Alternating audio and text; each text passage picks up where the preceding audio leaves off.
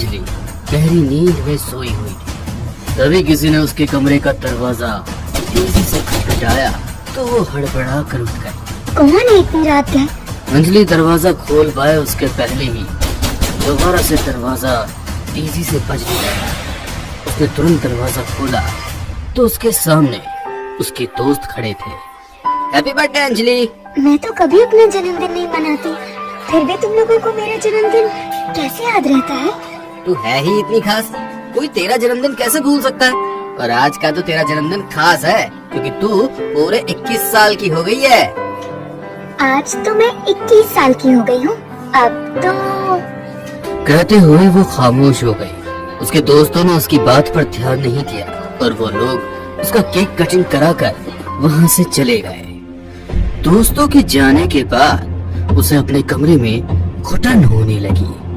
वहाँ शमशान से आने वाली जलती हुई लाशों की दुर्गंध आ रही थी। उसको नींद नहीं आई। सुबह की पहली किरण पर ही उसका फोन बजने लगा। फोन उसकी माँ का था। हैप्पी बर्थडे बेटा, आज तो 21 साल की हो गई है। इसका मतलब समझती है ना? फिर सोच क्या रही है? तुरंत वहाँ से निकल जा, आज ही शाम तुझे।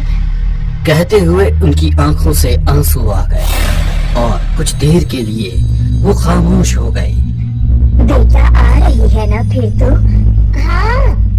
अपनी माँ से फोन पर बात करते हुए अंजलि कुछ सोचने लगी। फिर उसने अपना सामान पैक किया और बस में बैठकर अपने गांव निकल गई। भैया सूर्यकुंड का टिकट देना। सूर्यकुंड? सूर्यकुंड का नाम सुनकर कंडक्टर भी उसे हैरानी से देख रहा था।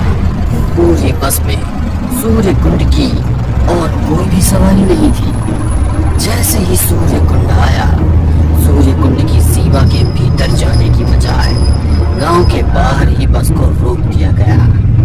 मैडम आप यहीं पर उतर जाइए। यहाँ तक तो मुझे याद है, यहाँ से तो गांव दूर है। आप बस मुझे बस स्टैंड तक लेके चलिए। मैडम हम लोग सूर्यकुंड नहीं जाते हैं।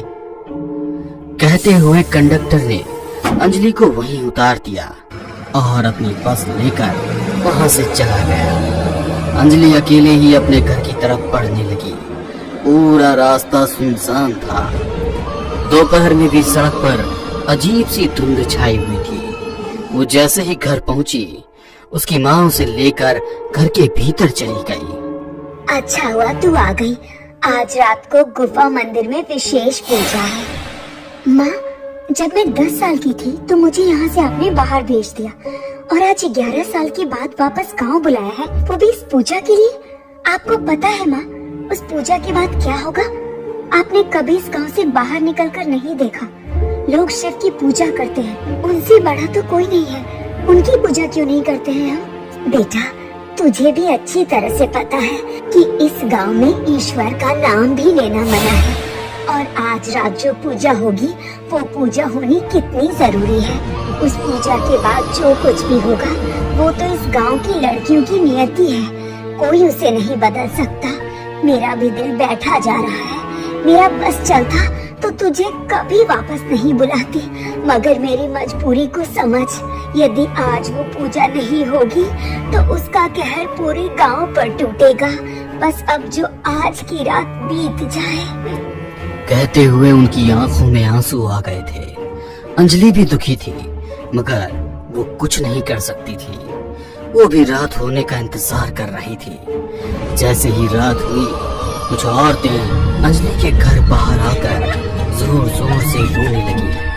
उन लोगों के विलाप से अंजलि का दिल बैठा जा रहा था। फिर उन लोगों ने अंजलि को दूध से नहलाकर पूरे काले कपड़े पहनाकर वो लोग उसे जंगलों की तरफ ले गए। वहाँ पर केवल चंद्रमा की रोशनी बिखरी हुई थी। माँ, हम लोग रोशनी, टॉर्च या मोमबत्ती ऐसा कुछ क्यों नहीं रख लेते हैं? चुप कर, किसी ने सुन लिया तो आफत आ जाएगी।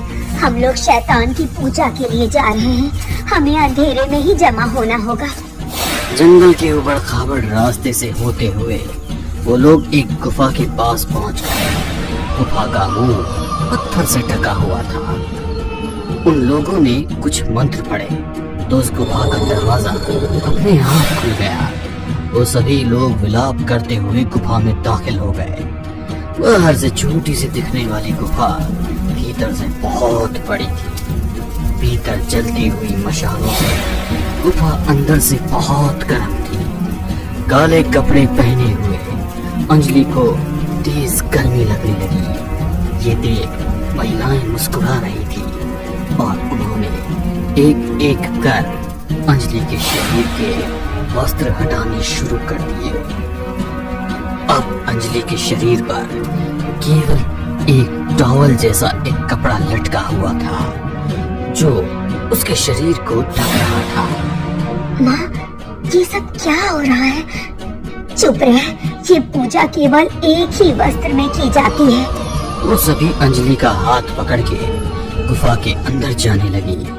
वहाँ पर एक दिया जल रहा था और सामने एक शैतान की मूर्ति थी। मूर्ति के ऊपर एक कलश में से खून बह रहा था। खून से उस मूर्ति का निरंतर अभिषेक चालू था। उसे मूर्ति का भयानक स्वरूप और ऊपर से होता हुआ खून का अभिषेक, ये सब देखकर अंजलि बहुत डर गई। डर मत, यही तो हमारे आराध्य हैं। यदि आज इनका आशीर्वाद तुझे मिल गया तो तेरा आने वाला जीवन सफल हो जाएगा, वरना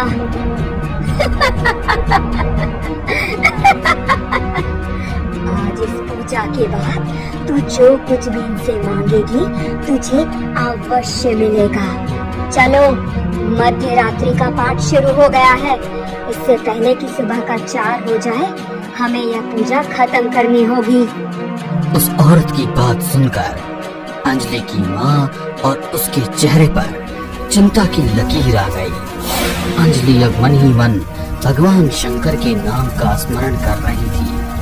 पूजा शुरू हुई और तभी अचानक उस जल रहे दिए ने भयानक ज्योति का स्वरूप ले लिया।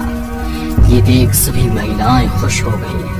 गुफा के बाहर जानवर जोर जोर से रो रहे थे। मासूम अंजलि पूरी तरह शैतान की माया में डूबी हुई उन औरतों के इशारे पर पूजा कर रही थी। उसके चेहरे पर डर और बढ़ गया था। अब वो जोर जोर से भगवान का नाम लेने लगी। ओम नमः शिवाय, ओम नमः शिवाय। ईश्वर, अब तुम ही रक्षा करो। अंजलि बंद करो, उनका नाम लेना बंद करो। हमारे आराध्य केवल और केवल एक है, वो है शैतान, और वो ही सूर्य कुंड की रक्षा करते हैं। सूर्य कुंड की तो क्या, पूरे विश्व की रक्षा केवल और केवल महादेव करते हैं। आप लोगों के कहने पर मैं इस पूजा में तो बैठ गई, मगर अब मैं इस पूजा को और नहीं करूँगी। ए लड़की, पागल मत बन। 2 दिन शहर में क्या रही, अपने आप को पता नहीं क्या समझ रही है। शहर की हवा लग गई है तुझे। चुपचाप से बैठ, पकड़ो सभी से, ये यहाँ से बाहर न निकल पाए। इस पर अभिषेक का एकत्रित खून डालो।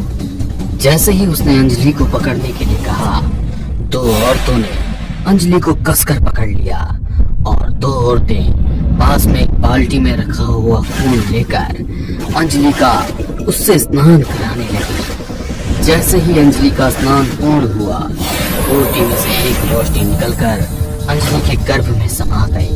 शैतान की जय हो, सूर्य कुंड के महाराज की जय हो। शैतान की जय हो, सूर्य कुंड के महाराज की जय हो। अंजलि, तुम बहुत किस्मत वाली हो जो तुम्हारे कोख में शैतान का अंश जन्म लेगा। अब तुम्हें आने वाले 3 महीने तक इसी गुफा में रहना होगा। इस नियम को अच्छी तरह अपने पल्लू में गांठ बांध लो। 3 महीने तक यदि इस गुफा से बाहर निकली तो तुम्हारे साथ साथ शैतान का कहर पूरे गांव पर टूटेगा। मैं नहीं मानती इन सारी बातों को, और ना ही 3 महीने तक किसी के अंश को अपनी कोख में रहने दूंगी। मेरी कोख से शैतान का नहीं बल्कि इंसान का अंश ही जन्म लेगा। कहते हुए वो भगवान शिव के नाम का जाप करने लगी। ओम नमः शिवाय, ओम नमः शिवाय, ओम नमः शिवाय। जैसे जैसे अंजलि जाप कर रही थी, गुफा में कंपन होने लगा और वो मूर्ति भी हिलने लगी। अंजलि, रुक जाओ, वरना हमसे बुरा कोई नहीं होगा। वो तुम सूर्य कुंड पर शैतान का कहर बरसाना चाहती हो। लोगों के रोकने पर भी अंजलि नहीं रुकी और ओम नमः शिवाय का जाप करती रही। देखते ही देखते पूरी गुफा की दीवारों का कंपन तेज हो गया। उसमें से खून की धारा बहने लगी। उस मूर्ति में एक दरार आ गई और उसमें से काला धुआं बाहर निकला। वो मूर्ति टुकड़ों में खंडित हो गई। जैसे ही वो मूर्ति टूटी, मंदिर में अचानक कहीं से नदी की धारा आई और पूरी गुफा की गंदगी अपने साथ बहाकर बाहर ले गई। पूरी गुफा साफ सुथरी हो चुकी थी। फिर उस मूर्ति की जगह एक शंकर भगवान की मूर्ति प्रकट हुई। अपने आराध्य की मूर्ति देखकर अंजलि बहुत खुश हुई और जोर से बोली, मेरे भोले बाबा हर वक्त अपने भक्तों की रक्षा करते हैं। अब सूर्य कुल पर शैतान का नहीं बल्कि ईश्वर का साम्राज्य होगा।